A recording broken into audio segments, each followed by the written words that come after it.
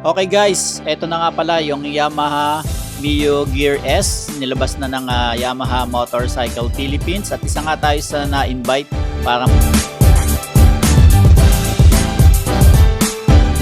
masaksihan ang paglabas ng motorcycle na to o ang unveiling nitong nakaraang Friday. So dito yung ginanap sa BGC, Pretty Huge. So medyo athletic ang datingan ng motorcycle na to, no? O itong scooter na to. Pero unahin na muna natin itong isa sa mga nagustuhan kong kulay. Ito yung basalt gray. So medyo dark siya or parang blue ang datingan niya, no? Or baka gawa lang ng ilaw. So ito yung isa sa mga nagustuhan ko na nilabas nila. By the way, mayroong tatlong kulay ito. Mamaya makikita nyo sa ating video yung mga kulay na inilabas. So puntahan natin guys, yung gulong niya para sa akin medyo maliit pero malapad. Meron siyang 110, 70 at 12. So parehas lang din siguro nung isang Mio Gear na inilabas nila o yung sinundan nito.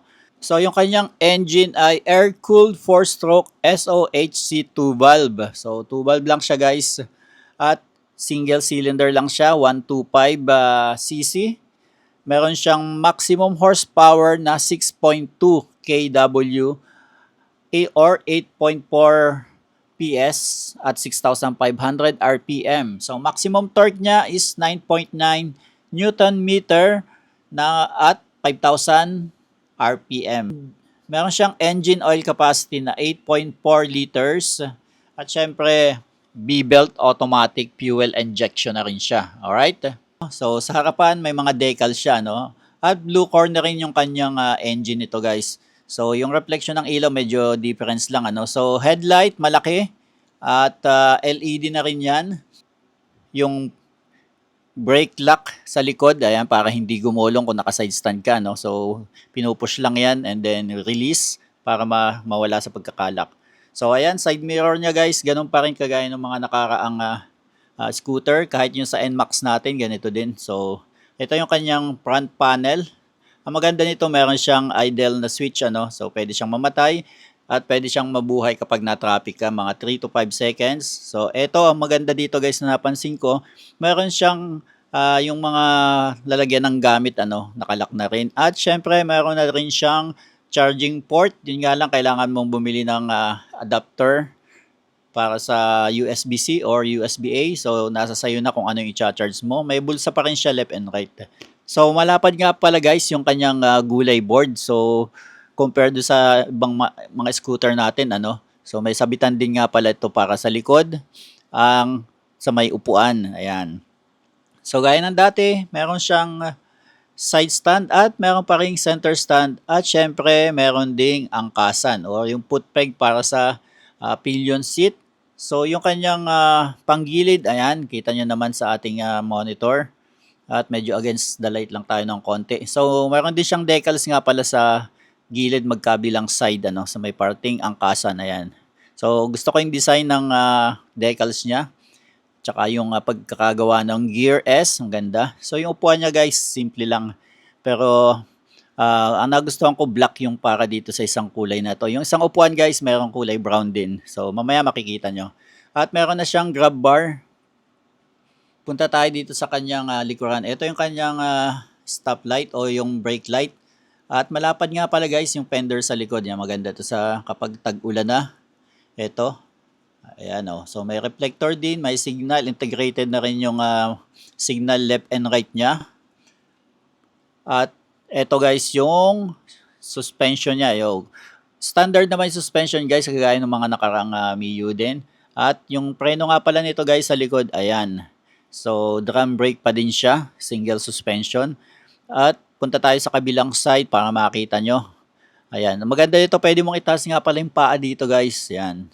So, dire-diretso. Yung battery siguro nasa ilalim ng gulay board, o yung footboard. Ayan, ito yung sinasabi kong lock. Alright, so, ano nga pala to guys, air-cooled. 125 cc. At yung lapad ng gulong sa likod guys, halos parehas lang sa unahan. 110, 17 at 12. So magkasing size lang siya. Alright? Ayan, ang kulay niya guys, basalt gray. Ito naman yung isang kulay niya. ceramic gray at saka matte brown. So, medyo deep iba ang kulay nito kapag natapatan ng araw ano kasi dito mga ilaw lang ng mga lights and sounds ang nakikita natin. So iba yung reflection sa monitor natin or sa ating screen. So kayo na mag-decide kung alin ang gusto niyo dito. Medyo may pagka-white nga pala itong nasa center natin kumpara dun sa personal pag nakita mo itong motorcycle na to. So maganda din pala yung matte brown guys, pero mas maganda kung yung harapan niya ay matte brown na din, ano, medyo naging black pa yung nasa harapan niya.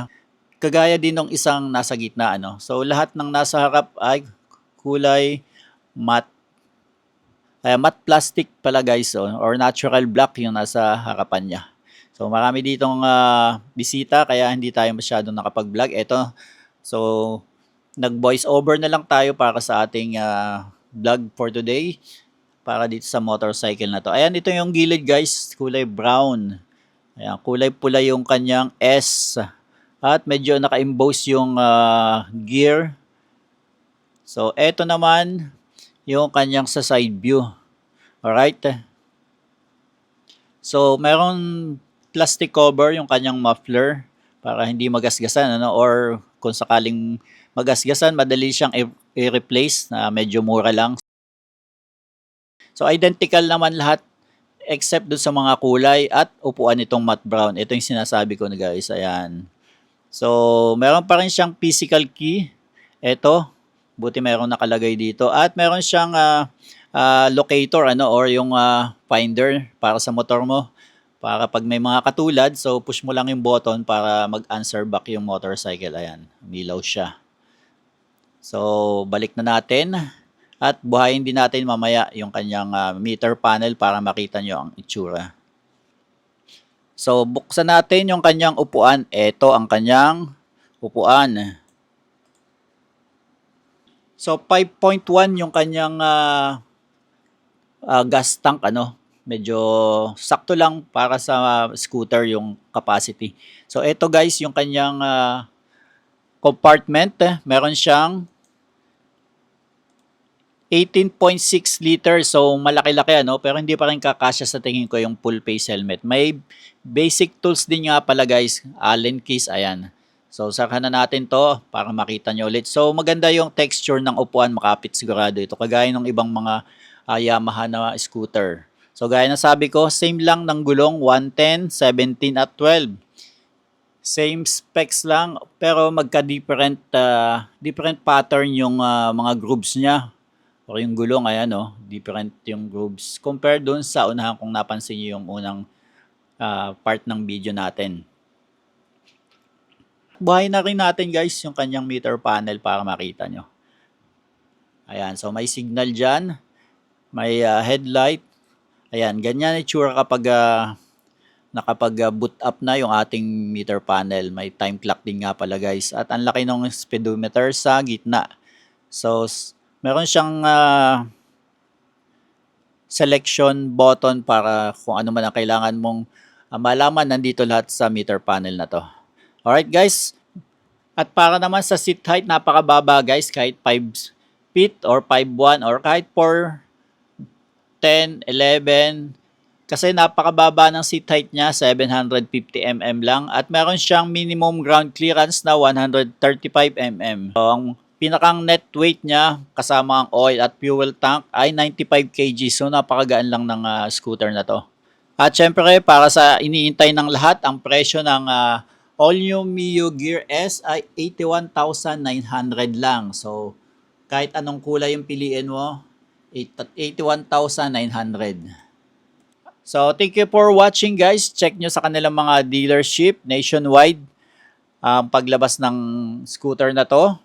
And check nyo personally para mas makita nyo ang mga specs and features. And pwede nyo rin siyang upuan para mas mapil nyo. Alright, thank you for watching. Bye!